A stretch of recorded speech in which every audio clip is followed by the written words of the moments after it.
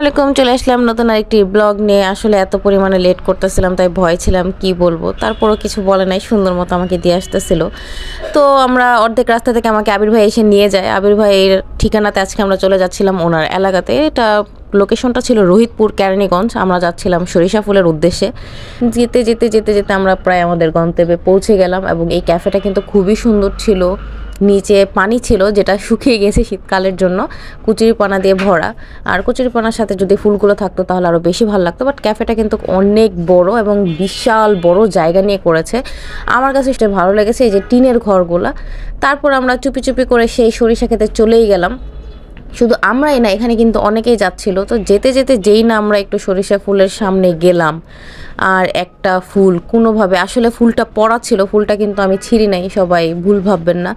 কারা কারা আমার মতো এরকম পড়া ফুল নিয়ে মাথায় ফুল পড়া পছন্দ করেন সেটা অবশ্যই জানাবেন।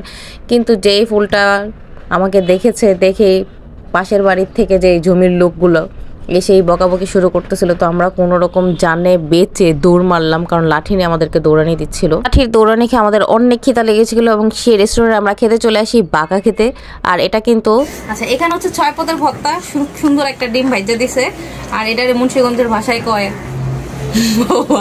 খুদে ভাত বলে, আর কেরানীগঞ্জে বলে বাঁকা বাঁকা। আচ্ছা, যাই হোক, এতক্ষণ বুঝি না। এখানে অনেক পদের মরিচ ভর্তা, আলু ভর্তা, জলপাই ভর্তা, ধনিয়া পাতা ভর্তা, শুটকি ভর্তা, আরেকটা কি ভর্তা, কালিজিরা ভর্তা। তো এখন প্রথমে একটু টেস্ট করে আপনাদেরকে জানাই। ডিম দিয়েই খাই। মুন্সিগঞ্জ হোক আর কেরানীগঞ্জ হোক, সবারই আসলে এই খুদে ভাত বা বাঁকার বা খুবই পছন্দ, এবং সকাল সকাল ডিম দিয়ে খেতে আসলে মজাই লাগে। এখানে 6 রকম ভর্তার থেকে আমার কাছে মনে হয়েছে ধনিয়া পাতা ভর্তা আর হচ্ছে টক ভর্তা যেটা ছিল সেটা মজা ছিল। আলু ভর্তাটা আমার কাছে একটু গন্ধ গন্ধ লেগেছিল। তো এভারেজ খাবারটা ছিল মোটামুটি, এবং এটার দাম কিন্তু খুবই রিজনেবল ছিল, মাত্র 75 টাকা। শেষ করে আমরা আবার একটু ক্যাফেটা ঘোরার জন্য বের হয়ে গেলাম, এবং এই জায়গাটা অনেক ভালো লাগতেছিল। খুব সুন্দর একটা চাঁদ ছিল, এখানে বসে আপনারা সুন্দর মতো ছবিও তুলতে পারবেন। এটা কিন্তু মোটামুটি অনেক সুন্দর ছিল, এবং এই জিনিসটা বেশি ভালো লেগেছিল আমাকে। এখানে বসে খাওয়া দাওয়া করতে আসলে একটা অন্যরকম পরিবেশ তৈরি, একটা ভালো লাগা জিনিস কাজ করে। মোনালিসা মোনা চলে এসেছে আমাদের মাঝে, যিনি কিনা এতক্ষণ মিসিং ছিল, কারণ অলওয়েজ ঘুম থেকে উঠতে লেট করে। যাই হোক, আর কথা না বাড়াই, তারপর আমরা এখান থেকে চলে যাচ্ছিলাম চারুলতা ক্যাফেতে। যেই ক্যাফের খোঁজে আসলে আমি এতদিন ছিলাম, সেই ক্যাফেটা আমি অলরেডি পেয়ে গেছিলাম।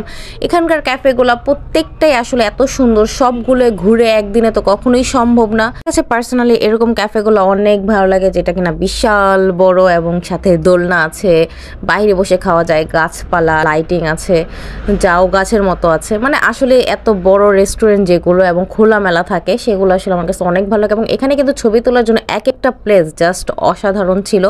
এটা কিন্তু ভিতরের একটা প্লেস, নিচের ভিতর, এবং লাইটিংটা এটার খুব ভালো ছিল, এবং আমার কাছে আসলে অনেক ভালো লাগতেছিল। এবং সবচেয়ে ভালো ছিল এই বাবুই পাখির ঘরটা, যেটা কিনা দেখতে খুবই সুন্দর এবং আকর্ষণীয় ছিল। তো আমরা সবাই মিলে এখানে ছবি তুলি, এবং আমরা উপরেও চলে আসি। উপরে চলে এসে এই লাভের মাধ্যমে ছবি তুলে আমাদের রবিন ভাই অলওয়েজ ছবি তোলার জন্য প্রস্তুত। তারপর আমরা চলে যাই পাশের আরেকটা ক্যাফেতে, স্বপ্নপুরীতে, যেটা কিনা প্রায় মেলার মতো ছিল। এখানে কিন্তু ওরা টিকিট করলেও পারতো। আমি আর মনিকা ভাবতেছিলাম এখানে 20 টাকা করে যদি এন্ট্রি ফি রাখা হতো তাহলে কিন্তু বন্ধ হতো না, ব্যবসাটা ভালোই হতো। যাই হোক, আপনাদেরকে আইডিয়াটা দিয়ে দিলাম, আপনারাও কিন্তু এই ব্যবসাটা করতে পারেন। এখানে প্রচুর পরিমাণে মানুষ ছিল, আর এখানে নাকি সেলফি তোলার জন্য 50 টাকা নিতে হয়। এজন্য সে একটু ট্রাই করতেছিল যে দেখুক 50 টাকা নেয় কিনা ওনার কাছ থেকে। তো এখানে ভিন্ন বাচ্চাদের নিয়ে গেলে আসলে খুব সুন্দর পরিবেশ ছিল, বাচ্চাদের খেলনা ছিল, বড়দের ছিল, সব কিছু মিলিয়ে আমার কাছে এই ঝর্ণাটা অনেক বেশি ভালো লেগেছিল। এবং ঝর্ণার সামনে আমরা প্রায় সবাই 1 ঘন্টা লাগে অনেকগুলো ছবি তুলি। ছবিগুলো দেখতে হলে আমাদের ভিডিওটা পুরোটা দেখুন, অবশ্যই দেখিয়ে দেবে। এবং ক্যাঙ্গোরটা কিন্তু অনেক কিউট ছিল। এখান দিয়ে আসলে খুবই ভালো। তারপর আমরা আমাদের দিনটা আজকের মতো এখানে শেষ করে দিচ্ছিলাম, চলে যাচ্ছিলাম। যেতে যেতে আমাদের সবার অনেক ক্ষুধা লেগে গেছিলো, তাই আমরা সবাই কাচ্চি ভাইতে চলে গেলাম। আর এই কাচ্চি ভাইটা ছিল কদমতলিতে। আমরা আজকে ফার্স্ট টাইম কাচ্চি ট্রাই করব। আমি কাচ্চি খাই না, তবুও মাঝে মধ্যে একটু সবার সাথে থাকলে আর কি ট্রাই করতে ইচ্ছা করে। তো আজকে আমি কাচ্চি ভাইয়ের কাচ্চি এই প্রথমবারের মতো ট্রাই করব। শুনতে অবাক হলেও আসলে এটাই সত্য। কালার দেখে মনে হইতেছিল কাচ্চিটা খুব বেশি সুস্বাদু হবে, তাই একটু মনে মনে ভাবলাম না একটু ট্রাই করা যায়।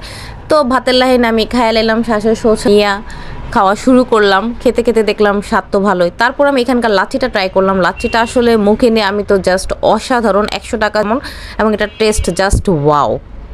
তারপর আমাদের বিদায় নেওয়ার পালা, এক একজন এক এক জায়গায় চলে যাচ্ছিলাম। তো সবার কাছ থেকে বিদায় নিয়ে নিলাম। ভিডিওটি ভালো লাগলে লাইক, কমেন্ট, শেয়ার করতে ভুলবেন না। সবাই ভালো থাকবেন, সুস্থ থাকবেন। আল্লাহ হাফেজ।